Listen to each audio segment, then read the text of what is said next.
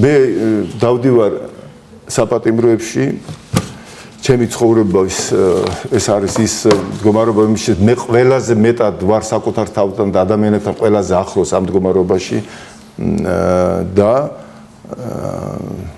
მე მაქვს დღეს წერილი ერთ-ერთი უადო პატიმრის ეს ბიჭი არის 10 წელი უკვე ზის 10 წელი ახლა თავდება ერთ თვეში და ახლა დაიწყა ეს ლაპარაკი რამდენიმე თვეა რომ უადოებს მოიხსნებათ ეს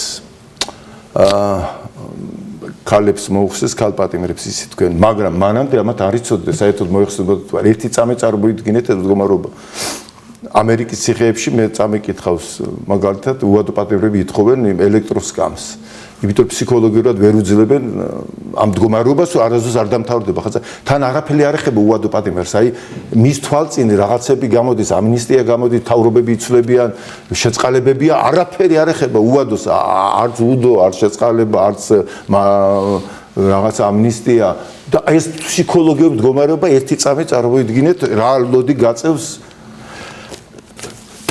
და ეს პიროვნება მე როდესაც შევხვდი ერთი წლის წინ დაახლოებით მან მოითხოვა მოძღვარი იმიტომ რომ იყო ძალიან სულიერ კრიზისში ნუ ახლა ბუნებრივია ესეთი მქონდა მაგას სიხარულების მაგრამ დაცემების დიდი და რამდენიმე ბოლო 2-3 წელი სანამ შევხვდებოდი ერთმანეთს მოძღვრის გარეშე იყო და ძალიან დიდი სტრესი ჰქონდა და უადო პატიმრების მიმართ განსაკუთრებული ყურადღება ახლა მე პირიქით მეგონა რომ უადო პატიმარი ყავთ რახან უადოა და მაგრად დააშავა ესე იგი ისე წნეხში ყავთ რომ არაფერს არ უსმენენ პირიქით ხდება იმიტომ რომ ეს განსაკუთრებული ფსიქოლოგიური მდგომარეობა და მუდმივი ყურადღების ქვეშ არიან ფსიქოლოგიური დაკვირვების ქვეშ რაღაც მაქსიმალურ დონეზე დარეკვის უპირატესობა რაღაცა რომ ის გაიქარგონ რაღაცნაირად ეს მდგომარეობა ეს საშინელება თვითონ ის უმართავი გახდება შეიძლება თავი მოიკლას ან თავი შეაკლას ვიღაცამ ოდნავ თუ რაღაცა ისეთი მოხდა ანუ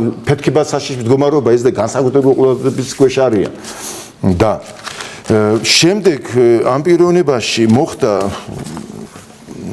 მოკლედ ეს ერთი წელი მე რაც ვიხილე რა დღეს გადიოდა მეც იმ ბიჭთან ერთად გავდიოდი ამ გზებს იმდენად ჩემი გახდა და მე პირდაპირ გეტყვით რომ შეიძლება ჩვენ ესე ფიზიკურად ციხეში არ ვართ მაგრამ ვისაც ქრისტეს ჯვარცმი გზაზე უვლია და რაღაცნაირად აი მართლა ის ნამდვილი გზით გვივლია ჩვენ მიხვდებით რომ ჩვენც იგივე პატიმრები ვართ დიდი განსხვავება არ არის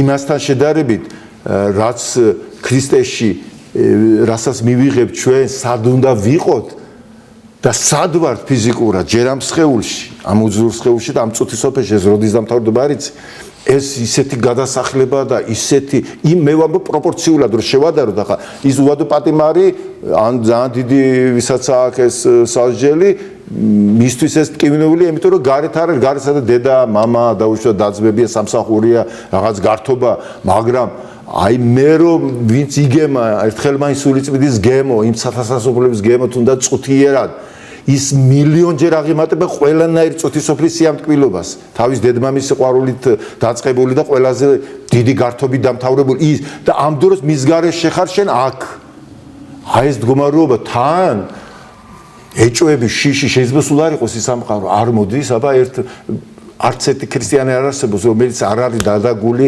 ამ საშინელი ეჭვით რომ იქნებ სულაც არ არის ეს სიმართლე ჩვენ ამ ტკივილთან ერთად ვართ აი ეს არის ჯვარი ამას ვატარებ მაგრამ ის რომელიც მე გაბედულებას მაძლევს ამ გზაზე ვიარ უფრო მეტი ამ სხვა გამოსვლას არ მიტოვებს და მაგრამ აი ამ ჯგლეთაში ამ ტკივილში ყველაფერი ერთად არის აზელილი ამის გაძლებაც არანაკლებია და მე იმდენად ჩემი თავი დავინახე ამ ბიჭში რომ ეს ერთი წელი თითქმის ყოველ კვირა ჩვენ ვიყავით ერთი ერთზე აი ერთმანეთს უყურებდით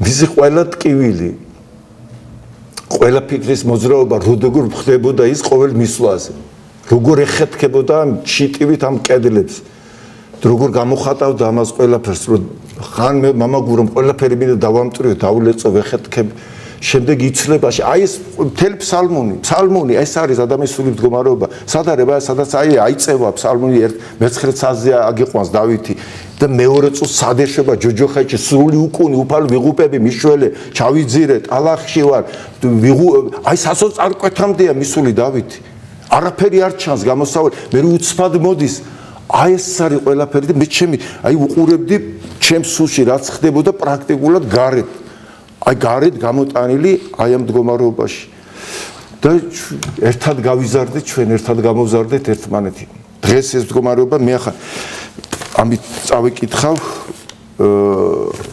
იქ რაღაცებს გამოტოვებ მაინც იმიტომ რომ დიდი დრო უნდა მაგრამ თლიანობაში აი ეს არის ის რაც ჩვენ ვილაპარაკეთ რაც ჯვარცმიდან აღდგომამდე რომელიც აღესრულება პიროვნებაში არა ზოგადად კაცობრიობაში არა სადღაც ოდესღაც არამედ კონკრეტულად ერთ სახელში ამ შემთხვევაში გიორგიში ამ შემთხვევაში ნიკოში თუ ზურაში თუ გურამში თუ არ ვიცი ვინც გინდა აიღეთ თუ ქეთევანში პიროვნებაში აღესრულება ეს პიროვნებაშია ქრისტე იქ არის ჯვარცმული და იქიდან უნდა აღდგეს ერთი ადამიანიდან და ჩვენ არასოდეს არ უნდა გავექცეთ ამას აი აქ საკუთარ თავში დავრჩე და ამას აქედან აი ამ ტკივილს გაუძლოთ არ გავექცეთ არ შეგვეშინდეს ამ მოჭერის თითოეული დამძიმება რომელიც მოდის ისევ და ისევ კიდევ მორიგი მცდელობაა უფლისგან რომ იქ მიმწერტელში გაგაჩეროთ სადაც შენ უკვე დაინახავ იმ სასופველს შეუზრავ სასופველს და ჩვენ მე რამდენჯერ არ ყოფნის ისევ არც სიმძიმე არც მოთმინება და ისევ მორიგად ისევ წუთისოფლის ორომტირიაში მაგრამ კლავდი მივდივართ იმ წერტელში საიდანაც ისევ მორიგი შესაძლებელია რომ იქნებ კიდევ მოხდეს ეს გარღვევარ და აი ამ მდგომარეობაში მოხდა ეს ამ პიროვნებაში ეს არის 29 წლის ბიჭია 18 წლის იყო რომ მოხდა ეს მდგომარეობა ნუ იქ ჯგუფური მდგომარეობა იყო და მაგის გამო ну იგივე კვლელობაზე არ არის უვადო მოგე 10 წელია 15-ია 20-ია კი ბატონო რამდენიც გინდა მაგრამ ამ შემთხვევაში როცა ну 18 წლის ბიჭები იყვნენ მოხდა შემთხვევა ახლა ეს უკვე მომხდარი ფაქტია მაგრამ იწვინე ამან ტკივილებიც ყველაფერი და საბოლოოდ რით დამთავრდა ეს ყველაფერი ხელშესახებად უფლის დღესასწაული სიყვარულის დღესასწაული აღდგომის დღესასწაული რომელიც ხდება პიროვნებაში აი ტკივილების არა ტკივილების გვერდით ავლით სამზარეულად არ ვიცემ ესე არა 10 წელი იყო საჭირო იმისთვის რომ აი ამ მდგომარეობამდე აი ეს ამოსულიყო და თვითონაც ამბობს რომ ეს მართლა ღირდა ყველაფრად მე ხა წავიკითხავ ცოტა რაღაცებს მას ვისა მაინც გამოდო ძირითადად და წაკეთ შემდეგ ჩვენ ეს გვექნება ამის საშუალება გავეცნოთ სხვა ფორმატში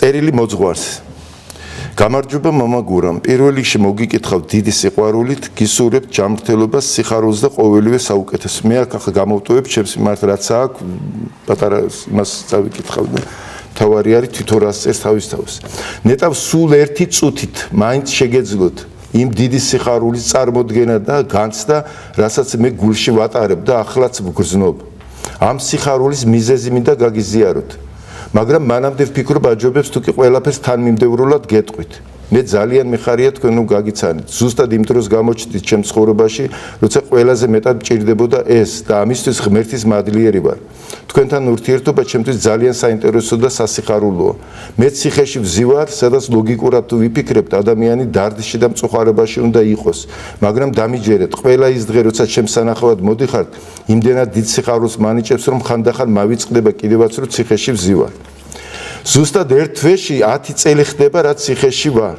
მაშინ 18 წლის ბიჭი ვიყავი ყველა პირობები მქონდა იმისთვის რომ ამ ცხოვრებაში წარმატებისთვის მიმეღწია და კარგად მეცხოვრა მყავდა ძალიან კეთილი მშობლები საღკარიც მქონდა ინსტიტუტშიც ვსწავლობდი ძალიან კარგი მეგობრებიც მყავდა რომლებთანაც დროს ხიარვად და კარგად ვატარებდი სკოლის პერიოდში კარატეზე დავდიოდი და შეჯიბრებებშიც მიმიღია მონაწილეობა მეხსიერების კარგი ნიჭი მქონდა რითაც ვახერხებდი სკოლაში კარგად მესწავლა და სხვადასხვა საგნები ადვილად ამეთვისებინა დიდი შანსი მქონდა წარმატებისთვის მიმეღწია სპორტშიც და სწავლაშიც რადგან ამისთვის ფიზიკური მონაცემებიც ხელს მიწყობდა და გონებრივი შესაძლებლობაც.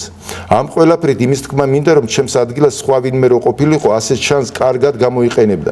კიდევაც დააფასებდა და თავის ცხოვრებას აზრიანს და ბედნიერს გახდიდა, მაგრამ მე ვერ დავაფასე ეს ყველაფერი და ვერ გამოვიყენე.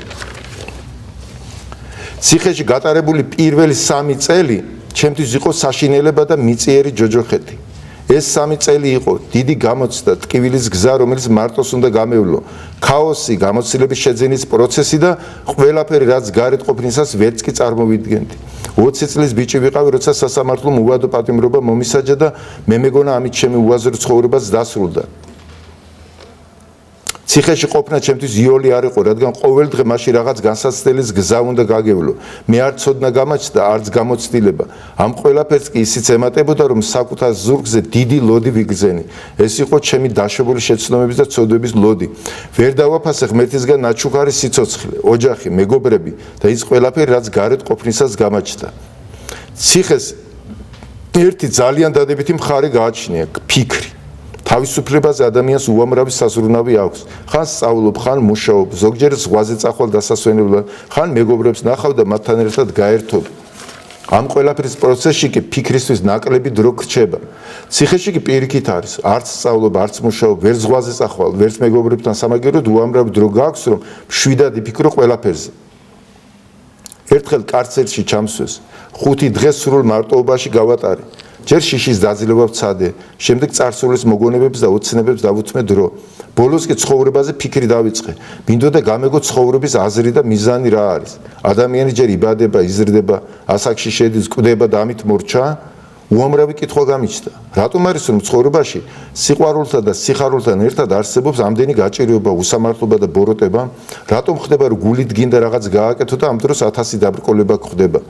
მინდოდა ყველაფერი გამეგო, აზრები სწორად ამელაგებინა, ცხოვრების ყველა მოვლენა ამომეხსნა, ადამიანის ყველა მდგომარეობა და პროფესია განმეხილა. შემდეგ კი ეს ყველაფერი შემეჯამა, შემეფასა და ცხოვრების აზრი გამეგო. ძალიან ბევრი კითხვა გამიჩნდა, რომლის პასუხები არ მქონდა. ამიტომაც როცა კარცერიდან ისევ ჩვეულებრივ საკანში გადამიყვანეს, ფიქრთან ერთად ნელ-ნელა წიგნების კითხვა დავიწყე. ერთდროულად სწავლობდი და ვკითხულობდი ყველაფერს: პოეზიას, ლიტერატურას, ისტორიას, ფსიქოლოგიას, ფილოსოფიას და სხვადასხვა ადამიანების ბიოგრაფიებს და ბრძნულ რჩევებს. ზოგ წიგნში ეწერა: ცხოვრება ბრძოლაა და მთავარი მოთმინებაა. სხვაგან ეწერა: ყველაფერში გონებრულობა და ზომიერება და ასე შემდეგ. ბრძნული რჩევები მიზიდავდა და მომწონდა, მაგრამ ბოლომდე არ მაკმაყოფილებდა, რადგან მე მეტი მინდოდა.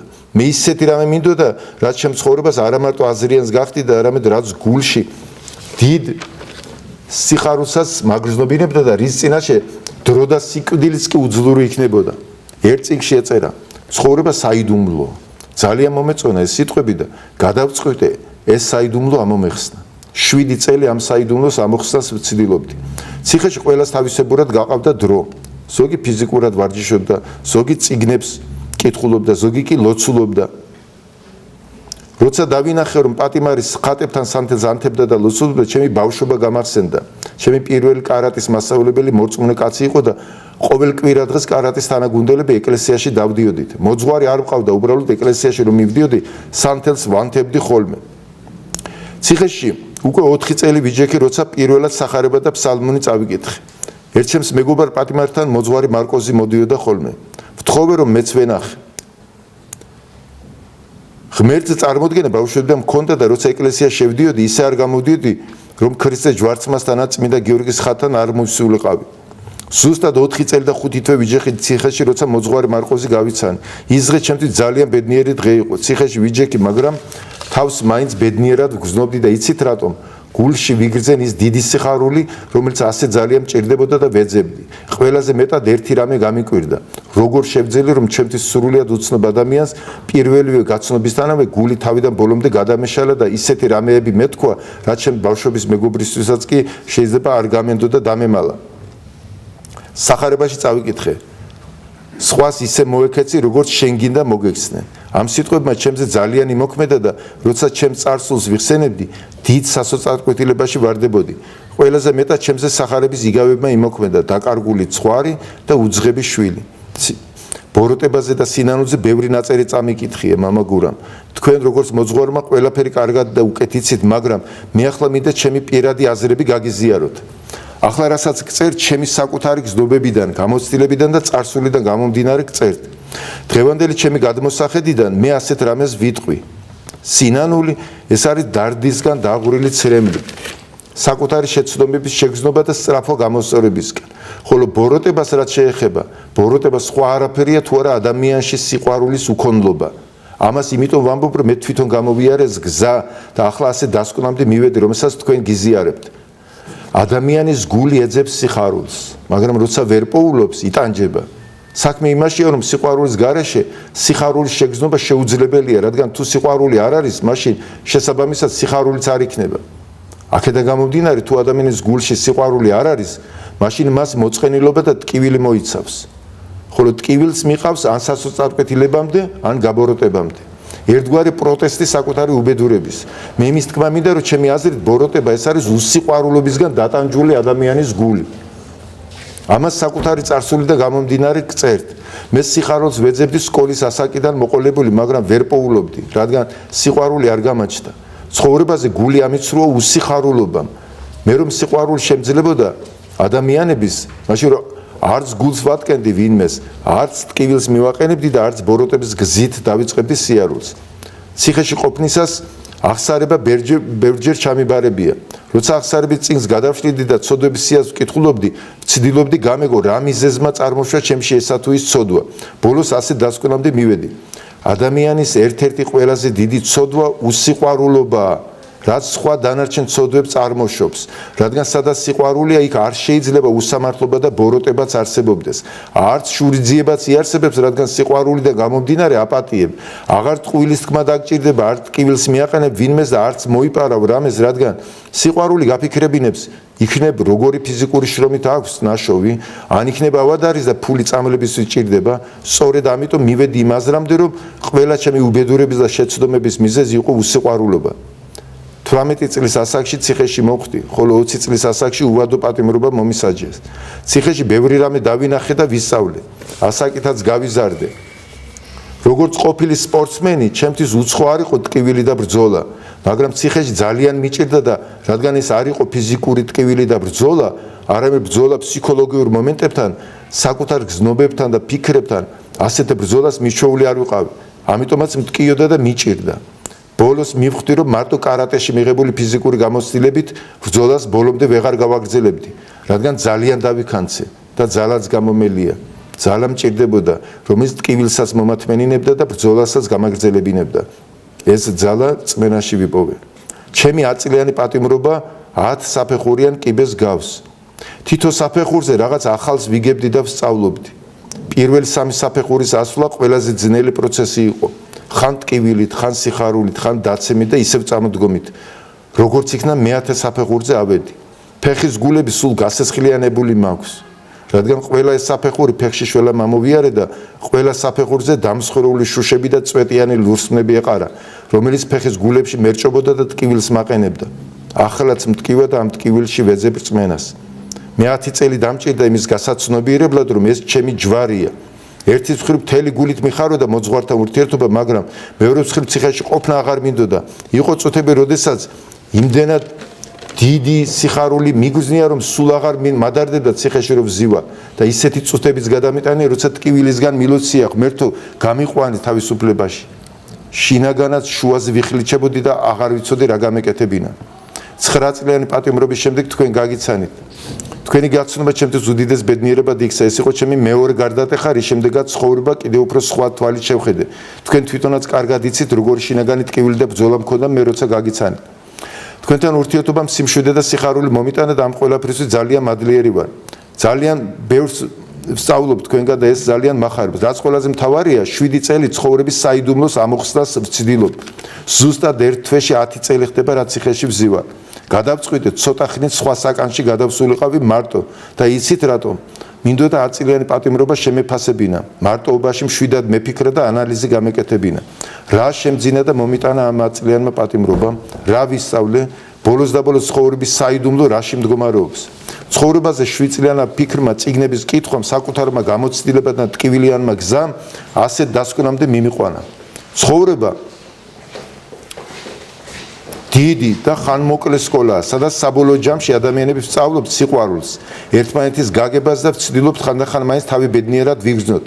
ამ ტკივილი და განსაზღვრების სავსე წუთის სოფელში. ცხოვრების მთელი საიდუმლო მხოლოდ ერთ სიტყვაში ყოფილა: სიყვარული. საიდუმლოს ამოხსნაში მე თქვენთან ურთიერთობა დამეხმარა. მთელი ერთი კვირა ისეთ სიხარულს გვგრძნობდი, რომ საერთოდ არ მადარდებდა ციხეში რომ ვზივარ. იცით ციხე რა არის? ჩემი აზრით ციხე ეს არის ერთდროულად ციხეც, ჯარიც, ინსტიტუტიც და მონასტერიც. მუდამ ბრძოლა გიწევს ხან საკუთარ თავთან, ხან სხვა განსაცდელებთან.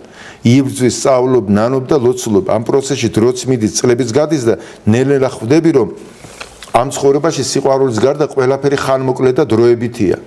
ერთადერთი რის წინაშე დრო და სიკვდილი უძლური არის სიყვარული, რადგან სადაც სიყვარული იქ სიცოცხლეა, სიხარული და უკვდავება. მე ასე დავინახე ეს ცხოვრება. სიყვარულის გარეშე სიცოცხლე უაზრობა, ამიტომაც გულით ვცდილობ სიყვარული ვისწავლო.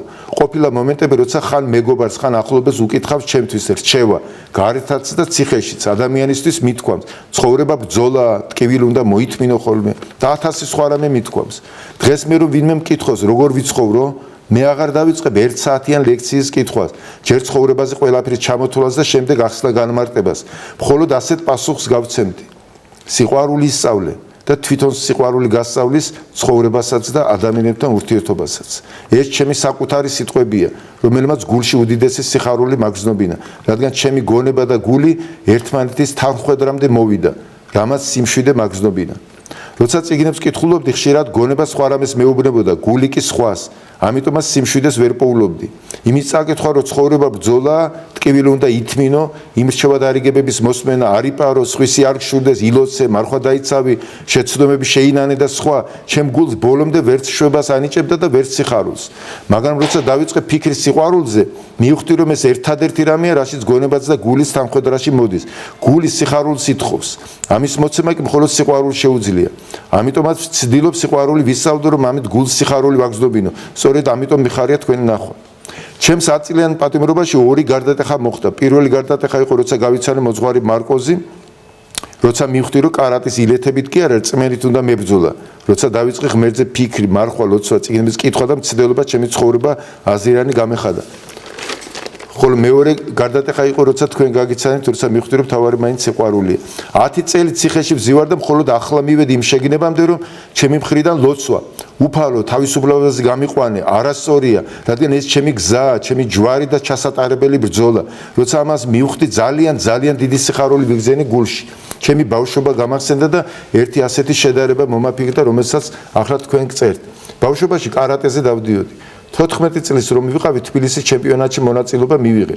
ტატამზე სხვა კარატისტს პირდაპირ ვებრძოდი და კიდევაც გავიმარჯვე. ჩემს შეჯიბრს ესწრებოდნენ ჩემი მშობელი მამა, ჩემი მასწავლებელიც და თანაგუნდელი მეგობრებიც. ყველა ჩემ ბრძოლას უყურებდა და რა თქმა უნდა, ჩემი გულშემატკივრები იყვნენ. მაგრამ ბრძოლაში რაც არ უნდა მომხდარიყო, ვერც ერთი მათგანი ვერ ჩაერეოდა.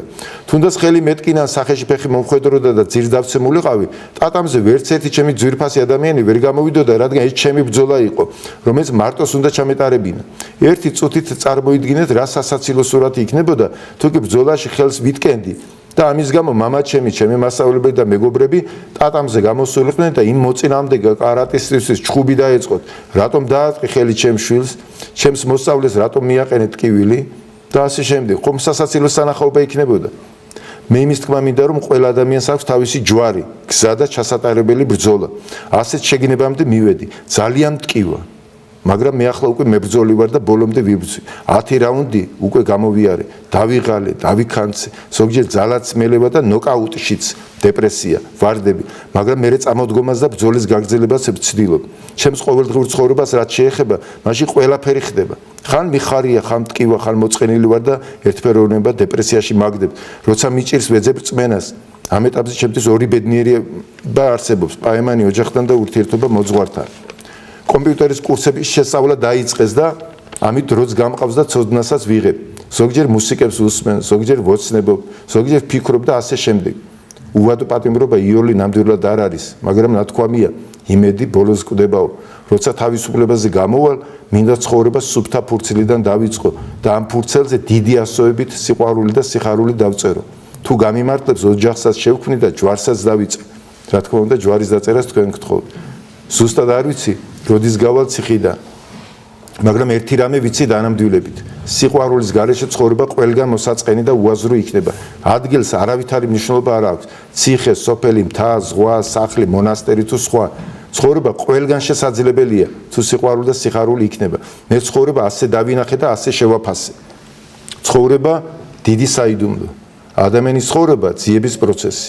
სკოლა მომზადება ცხოვრების ასპარეზზე გამოსასვლელად. ინსტიტუტი ცოდნის სკივრი. ციხე ერთდროულად ციხეც, სკოლა, ჯარიც, ინსტიტუტიც და მონასტერიც. განსაცდელი, ტკივილის გზა, საკუთარი უძლურების შეცნობა და თავის აღმოჩენა. წმენა, ძალა, რომელიც ყველა განსაცდელს გაგაძლებინებს. იმედი, დეპრესიის წამალი. სიყვარული, მარადიული სიხარული და უკვდავება. ოჯახი, უდიდესი ბედნიერება, რომელიც მე ვერ დავაფასე.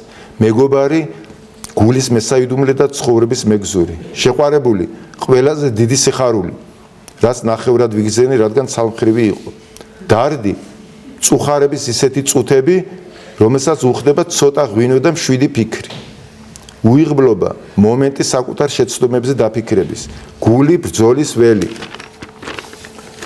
გონება, მესამე თვალი. ნიჭი, ღმერთისგან ბოძებული საჩუქარი, რომელიც უნდა დააფასო და სწორად გამოიყენო.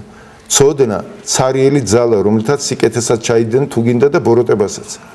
ბოროტება ადამიანში სიყვარულის უქონლობა, უსიხარულობით დატანჯული გული. შურიძიება, საკუთარ თავზე მაღალი წარმოდგენა. პატიება, სამოთხისკენ მიმავალი ყველაზე მოკლე გზა. სინანული, საკუთარი შეცდომების შეცნობა და სწრაფვა გამოსწორებისკენ. სიხარული, წუთი, რომელიც გინდა არასოდეს დასრულდეს. ტკივილი, ხანმოკლე ტანჯვა, რომლის შედეგად სხვა ადამიანების მიმართ მობიერი, უფრო გამგებიანი და გულმოწყალე ხდები. ტკივილით სწავლობ თანაგრძნობას. მარტოობა, საკუთარი უსუსურობის შეცნობა და ღმერთის ძიება. ბედნიერება, გულში ნაპოვნი საგანძური. დედამიწაზე ბედნიერებას ვერ იპოვის კაცი, რადგან ის მხოლოდ გულში შეიძლება იყოს. სიკვდილი არ არსებობს. არა მოვკვდე, არამედ ცხონდე. ადამიანის უკვდავება სიყვარულში. თქვენი სულიერი შვილი და მეგობარი გიორგი. აი ეს არის წელი.